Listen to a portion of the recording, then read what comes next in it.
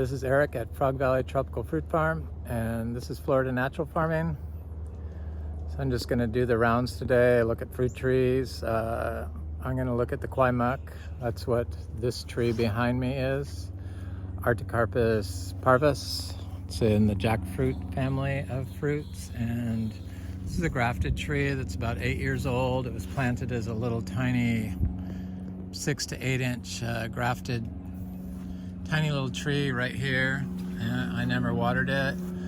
After we were here for about 2 years, I connected it to water, but it really never got watered because there was a hole in our pipe caused by the rabbits. So I know that this tree wasn't getting any water. It doesn't need any water. It seems to fruit very well when it's a drought. But then when it rains, it drops the fruit. But it has more fruit on it now than it's ever had. And they're getting kind of big. They get about, I don't know, they could be that size or twice that size. I see there's fruit sporadically throughout this tree. And the fruit is very good. It's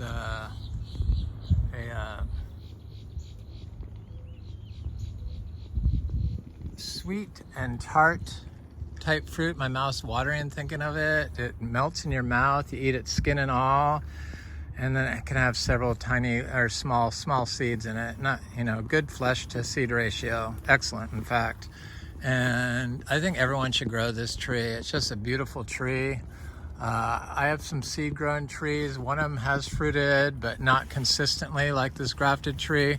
This grafted tree just hasn't produced big amounts of fruit, but it has produced fruit every year for, this will be the 4th year. And it's got better this year. So I think that it looks very healthy. Last year it had some sooty mold issues we had throughout the farm, but this year I don't see any of those issues happening. And it just really looks good. I need to cut that pepper tree back. I do a little chop and drop. I don't go out of my way looking for work though. But if a tree is really shading a tree, or has the chance of falling on the tree, or pepper trees lean, so it could lean into the tree, it could distort the canopy, and I don't want that. So I see some branches up there I need to definitely chop back. As soon as this pond reseeds a little bit in water, I'm going to do that. It seems unaffected by the cold. I got down to 31 degrees and never got any dieback. It's never been, none of our Kwai Muks have ever been affected by frost. And there's lots of good bioactive compounds in here. Anthocyanin comes to mind. That's what's in pomegranate, so it's very good for your health. And all these different phytochemicals that are in the leaf tissues of all these tropical fruits, you can get by making tea. You should check with your doctor before starting a fruit leaf tea concoction that you consume. But I've been mixing about 50 different species together and making a tea out of it, and experimenting with how I feel, and stopping consuming it for several days or even up to a month, just to see what happens with my own physical state. And one thing I noticed this last time when I stopped drinking tea for 4 days was that my dreams diminished. And I really like to dream. My partner and I dream the same dreams on multiple occasions.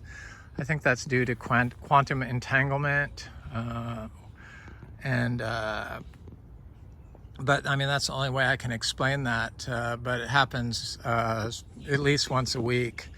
Not the identical dream, but if we're dreaming of like one of our previous houses, they'll have the same dream. And or if they're traveling, I'll have dreams of traveling to Europe or something like that.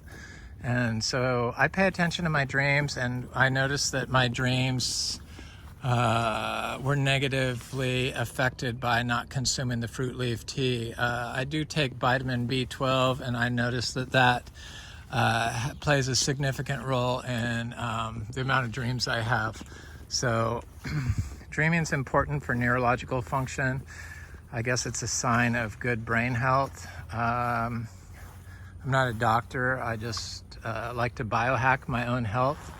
I'm 62, my partner's 67, soon to be 68, soon to be 63. Ugh, how did that happen? But here we are, and we're very healthy feeling. And I owe it to the tropical fruit leaf teas, a lot of it. They helped cure my allergies that I got, histamine allergies. And they're just loaded with phytochemicals. I do a non-heated tea, so you could do a sun tea or whatever, and I do structured water. Oh, I see this jackfruit is ripe, so I can pick this. Yay! I've been wondering, it changed color. See if I can smell it. Yes, yes, I haven't tasted this. This is a seedling jackfruit.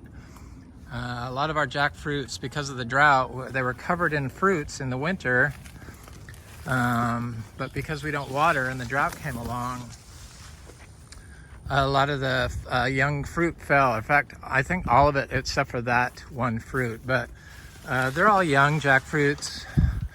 That's a seed-grown tree. It's the first time it fruited, and it had 3 fruit on it, and it dropped 2 during the drought. I'm gonna go look at the Rollinia tree. So I do a tea. I use the jackfruit, I use the mango. I just take 1 leaf of each. I use a mulberry leaf. I rip a piece of banana. I rip a piece of the heliconia. And I just try to get up to 40 or 50 leaves in my tea. It's pretty easy here because we grow more than 300 species of rare tropical fruit trees. And we add more and more every week. So I got some new seeds from Bellamy trees, two Garcinia species, and another species of fruit tree, which I can't think of the name of, Matisia.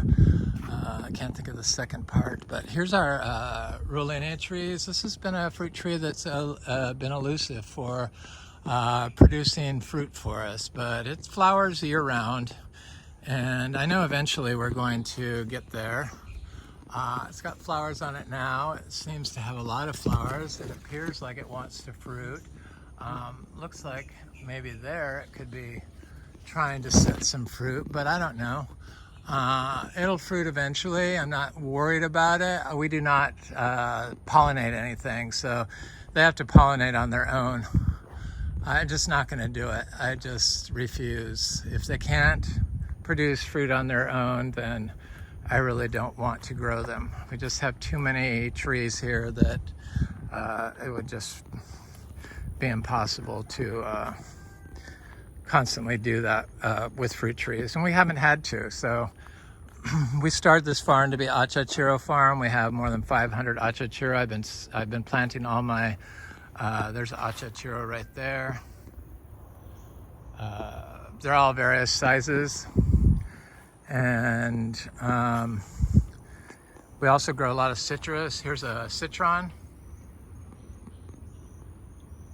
Seed grown, all seed grown. There's an Ingus spectabilis. There's an Ingus spectabilis. The ice cream beans have been elusive on the fruit too, though. I imagine they're probably more likely to produce fruit very soon. That's an Ingus spectabilis, and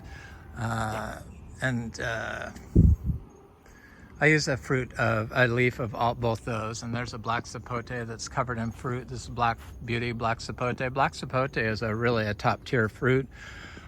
People just pick it too soon. If you wait until it gets soft on the tree, the fruit's very sweet. It's as sweet as a mango, but you have to wait for the fruit to ripen on the tree. It's not going to fall off, and most people just have a small yard, so it wouldn't be that hard to monitor 30 or so fruit trees in the yard, whereas we have like thousands of fruit trees, so it's impossible for me to stay on top of it. But I have to do it every day. I have to look every day for fruit.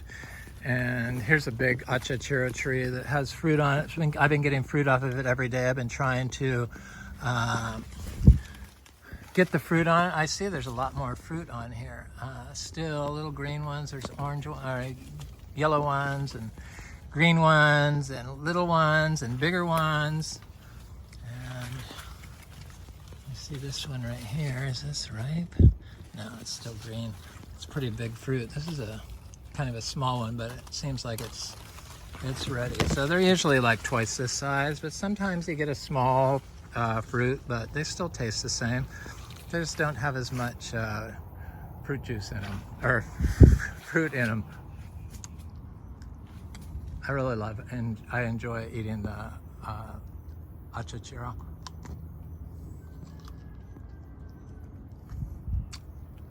Here's a juicy pearl star apple, probably our rarest star apple. We grow Alva, we grow DPI Gold, we grow Oscar's Giant Purple, we grow Draco Beach, and then I have the seedlings of a variety that my friend Joe gave me that I planted out.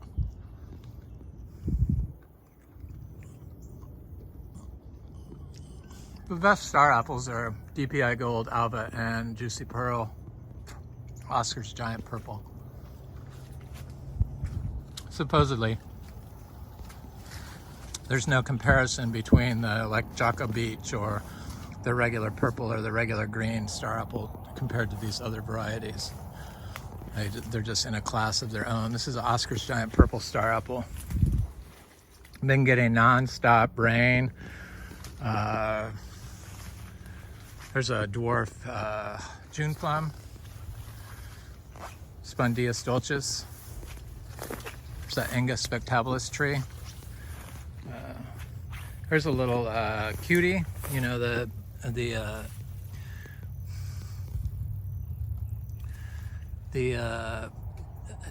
little clementines, organic clementines that are supposedly seedless. That was a seed that came out of one, seed grown.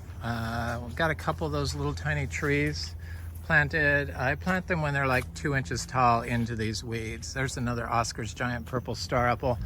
It seems like our DPI Gold star apple tree is finally starting to grow. These are all seed grown trees, and for some reason this thing has been very slow to get going. It's right here, but it's got new leaves on it. It looks like it's trying to bust a move.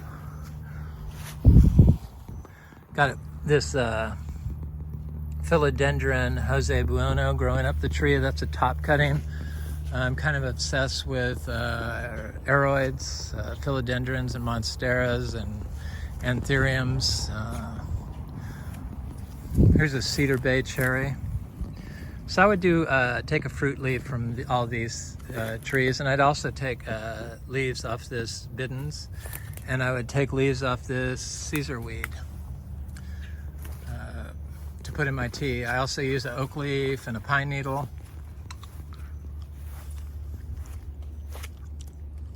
And it affects my dreaming in a positive way. So there's a reason to do it right there.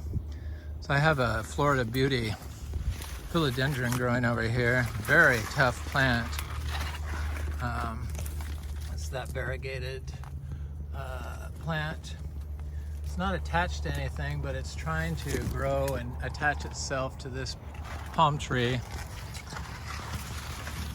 So I'm going to put dragon fruit on. I have a dragon fruit growing there. There's some of our Apuntias. People were not that interested in the Ceres Repandus dragon fruit video, but that's okay. You win some, you lose some. Not a big deal. I just want to get them out there. This looks like a longan ceiling.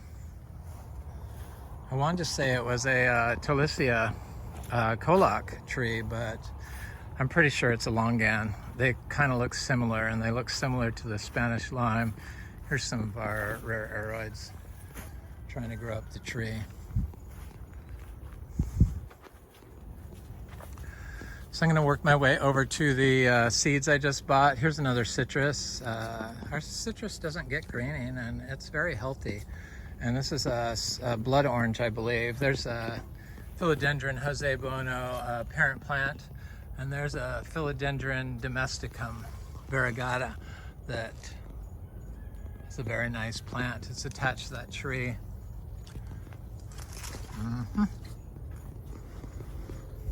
I got a lot of little seedlings and bananas I got a plant in here that people bring by because I trade fruit for plants. We have a lot of fruit here. This is, you know, we have a lot of fruit here.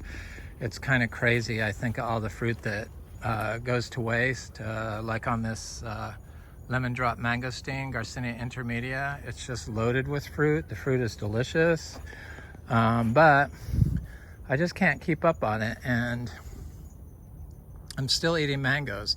I've cut my mango consumption down to 1 a day. I was doing 5 to 15 a day, and I noticed I was getting a little chunky, not fat, but I was putting on weight, and I could feel my blood sugar was, could have been affected. I could taste it in my mouth at night. So I was getting some sort of acidosis going on at night.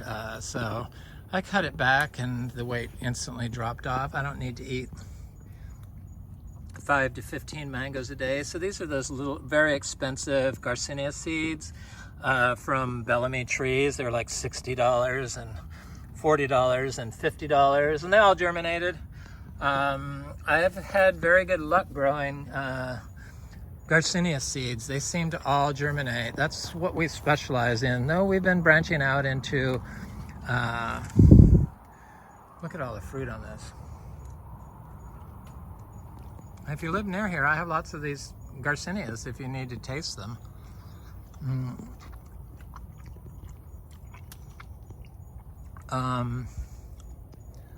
I've been branching out into Polyterias.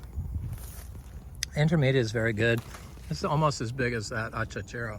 Not nearly as good as the Achachairu, but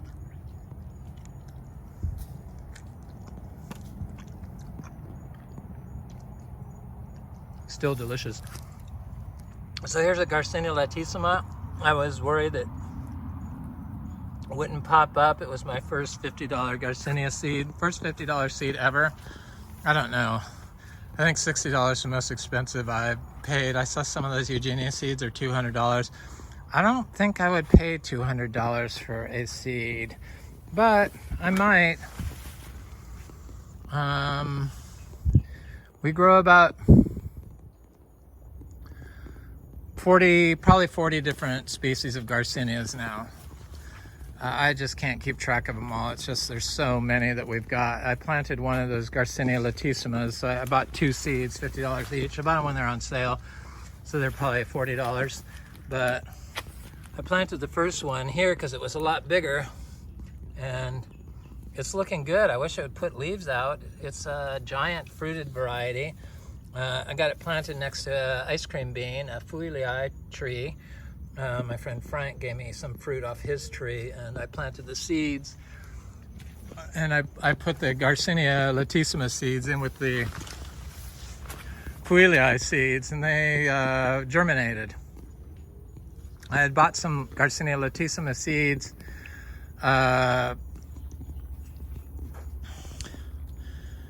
from Bellamy before, and I direct sowed them, and they didn't germinate, though they probably could be coming up now, but they should have come up, and it's been a long time. So my friend Ashley came by from Jupiter Farms. She has a 15-acre farm in Jupiter, and her and her husband, and she sent me a picture of her Garcinia latissima seeds that she put in pots, so I knew that the seeds were good. That's what I mean. Sometimes seeds, I don't give guarantees on seeds. Sometimes they will not germinate, depends on what you do. So I think it was my fault for putting the seeds in the ground during drought, and it probably wanted water. So when I have these plants growing these seeds that I put in pots, I do water them, but I use rainwater. And I used to not water them, but the seeds are so expensive. I need to plant these little cacao I have right here. And here's a Talicia melicoccus, and here's a petalite tree from my friend Dan, growing in here with this cherry of the Rio Grande and something else there. Probably a Polyteria, I would guess, is what that is. So these are the seeds I just bought. I got Garcinia acuminata, which I already planted, but I already had some of those, but I wanted some more. And then I got some Garcinia benthamiana seeds from Bellamy, and they're sold out of these now, unfortunately. They said they had limited supply. I wanted to get them. They were expensive. They're $20 each, but they look like good fruit. I guess it's similar to macrophylla, so it's a super sweet fruit. Macrophylla is supposed to be like the best tasting and best of the Garcinias. Well, that's what I've read. And then I also got some Matisia longipes, and they were already germinated. I got 3 seeds of that. I put 1 in soil, and I'm gonna plant these direct sown them, but I have them sitting in some rainwater until after this video. I need to plant these bananas that my friend Chris and Al gave me, and I need to plant these sugar apples that are in these pots, and those are seeds from last winter, so they waited until spring to germinate. And then I need to plant these Annona cariaceae. My friend Troy turned me on. I think they came from Anderson Tropical, and they did very good. I haven't seen my Annona salzmanii seeds germinate, which kind of surprised me. Because they usually do germinate. I've had salzmanii before. There's another cariaceae.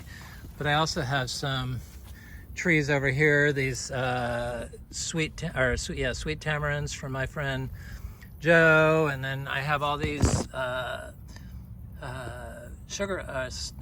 black sapotes that my friend Tim gave me from our fruit. I gave him fruit, and he brought me all those seedlings. These are little tangerines I need to plant from my friend Frank. This is a ginberry, and this is a syzygium species. I saw that Bellamy has a syzygium species that looked kind of interesting, which I need to get, probably emperor's fruit or something like that, but it looked very rare and the fruit looked good. But here's my little seedlings that I planted of my Alba star apple. Looks quite nice and happy. And there's a Talicia species here. We grow a few different types of Talicias, Colac and 2 other types, I think. Could be 3. But I thought I planted another star apple over here. I did. It's right here. It looks really good. Happy from my friend Joe. I threw the soil away. It was I plant them bare root. It was coco coir, I believe. I'm just not a fan of coco coir. Nothing against how you start your seeds. I just start mine in compost, and it works. And but the tree seems quite healthy. The trees from Bellamy are quite healthy also, and I have a Couepia. Is it Couepia bracteosa over here somewhere? It's hard to see when this jungle is growing like this. This little soursop tree, but I know it's like directly across from that, right around here. I need to find it because I want to see it.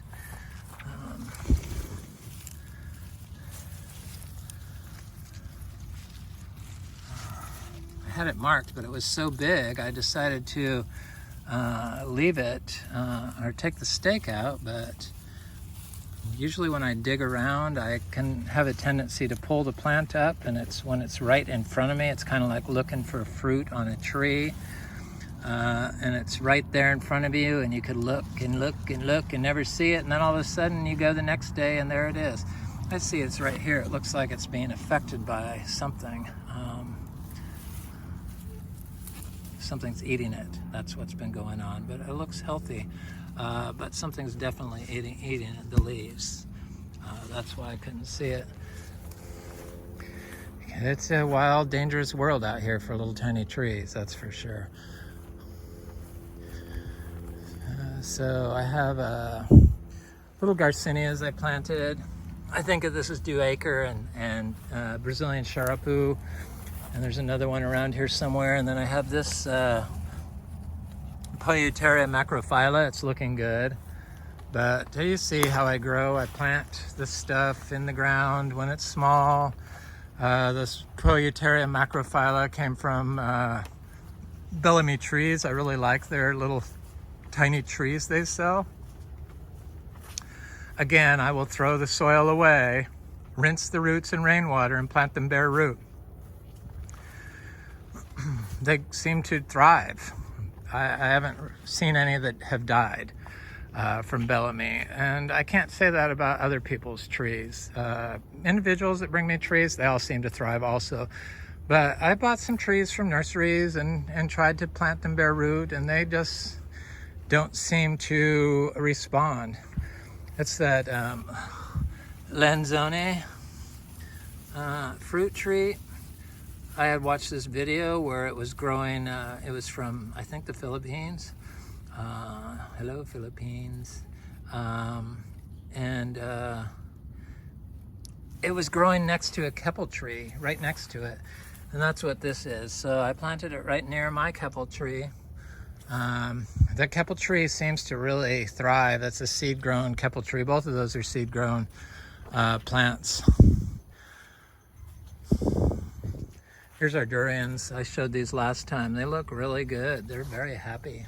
We got 3 durians that are doing quite well.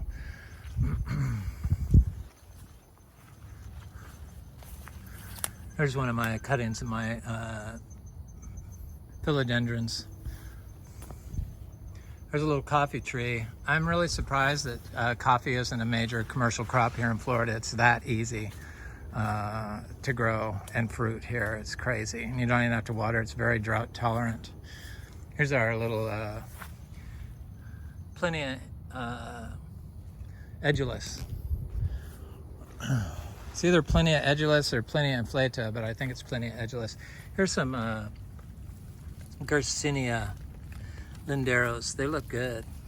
It's a little cacao tree. I keep expecting this cacao to start flowering, but it hasn't. It got a little drought stressed and had a little dieback from the drought.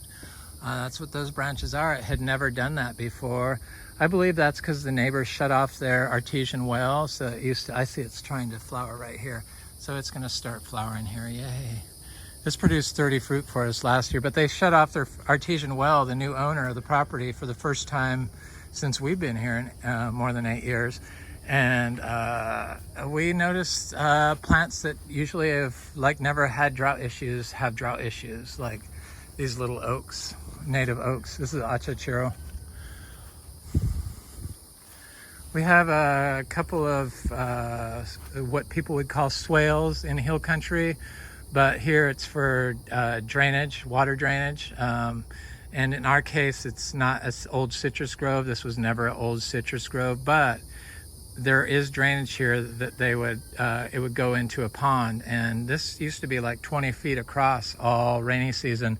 And we very rarely get water in it, only when the water table is that high. So it's like less than 10 inches below the soil, our water table at certain times of year. And that's right now, that's when there's water in it.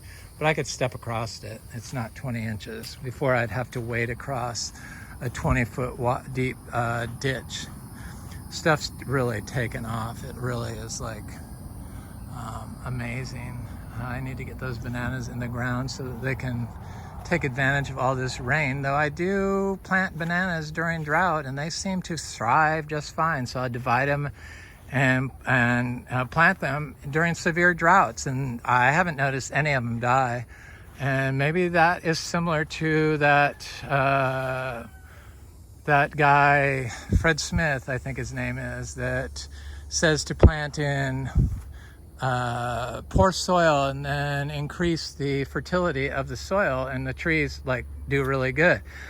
That's similar to that, because when you're planting like bananas and during a drought and you're not watering them, the soil solution is what a lot of the nutrients are. So there aren't a lot of nutrients available. So they do have to communicate with the biology, fungi especially, to get water distributed to them during times of drought. So the soil solution is a fertile, when it's raining, the soil is much more fertile than when it's drought, for sure, as far as available nutrients for the plant to uptake, because when it aggregates, which it happens here, our soil aggregates into little balls when it's dry. The drying and wetting is what builds soil.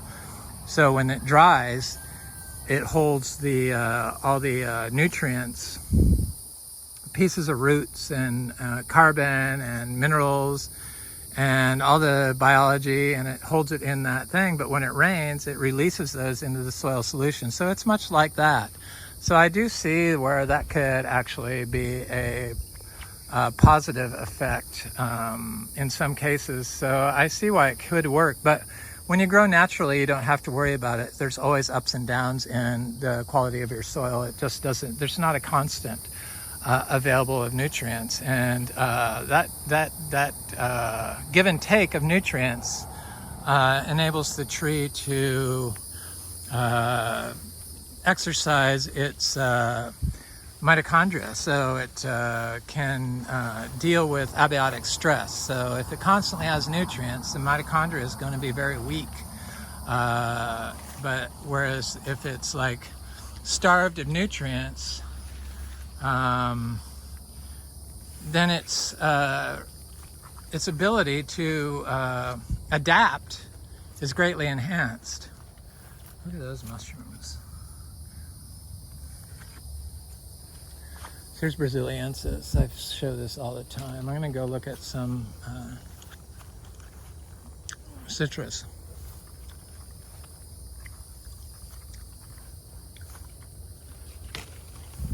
I've got a lot of seashore mangosteen. It's weird that I said that creatures do not like Garcinias. They never bother it, but they will attack this tree and knock all the fruit off of it. I noticed. So it turns red. Maybe that has something to do with it, but it also smells. It's very very floral and has a banana scent to it. So I think that's what they're attracted to also, the color and it's a very good fruit. It's not tart at all. I could see bites on this fruit already.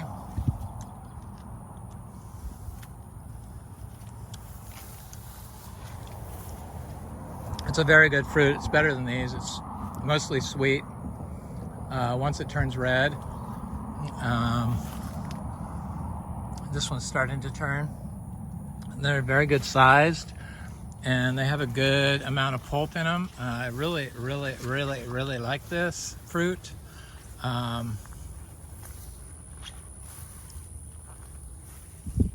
There's a littler one that's turning red.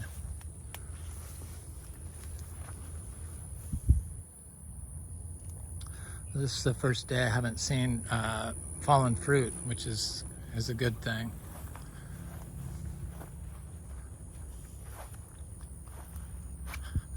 Little cashews are popping up.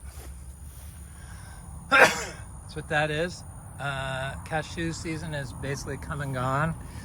I planted all my seeds because I never heard from anybody, so I just recently planted those. I guess everyone got the seeds that wanted them, but I just have been planting like a fiend. I mentioned that the cows are now on our full back 5 acres. They're on like 6 acres, partial food forest with the cows.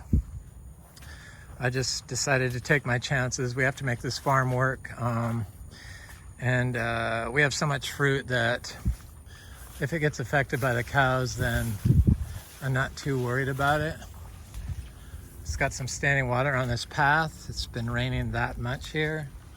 It never happens. I see my bees look like they have abandoned that hive. I wonder if it got wet. No, they're still there. Wonder what happened. I still see the bees coming in and out of there, but somebody must have stolen the wax out of there. Some creature probably. Probably raccoons would be my guess.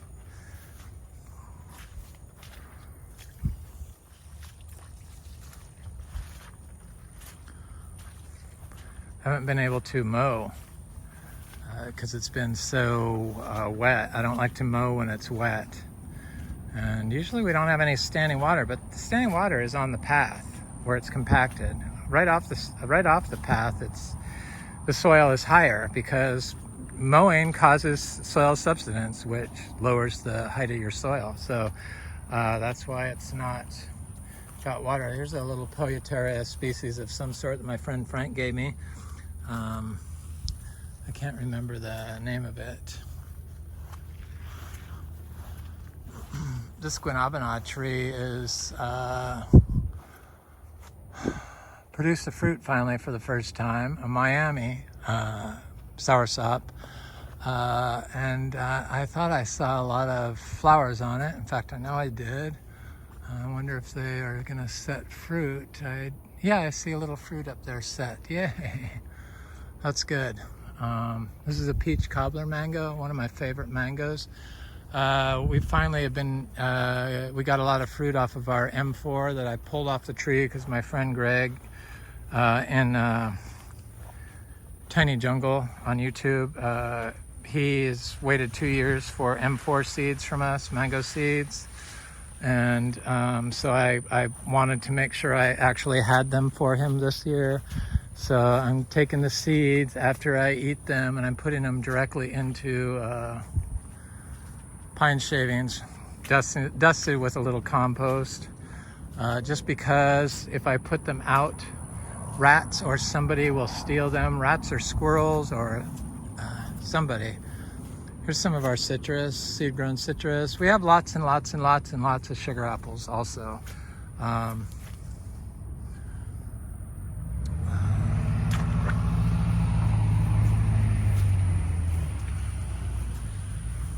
It's our neighbors, lovely neighbors. Their diesel trucks. I hate diesel. The smell is just repulsive. I just can't believe people use it. Here's our citrus. Look at how nice they look this year. No scarring from the birds. This one got hit by a couple of birds, but they look okay. Lots of fruit. They're getting nice and big.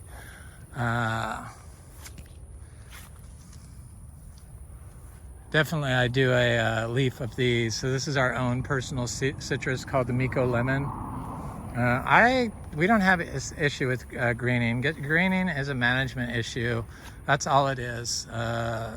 Definitely that's what causes greening is poor management, soil management, nutrient over applied nutrients and sides, insecticides, herbicides, fungicides, and the use of pollutants as fertilizer. So they damage the mitochondria, the poor soil, compacted soil from your management, makes nutrients unavailable. They add more and more and more. It puts the nutrients out of balance. The tree can't keep up with the bipolar activities of the farm management plan, and it succumbs to greening. That's totally 100% what causes it is management. This is fruit that gets citrus fruit that gets attacked by birds. They just polish their beaks on them. It's not greening, that's from birds for sure. Thankfully they didn't get those other trees or that other fruit. But I just don't understand why they can't see that their management is the root cause of greening in Florida citrus. Oh well. Eventually they might catch on. I mean, nobody wants to eat the Florida citrus because of all the poisons on it.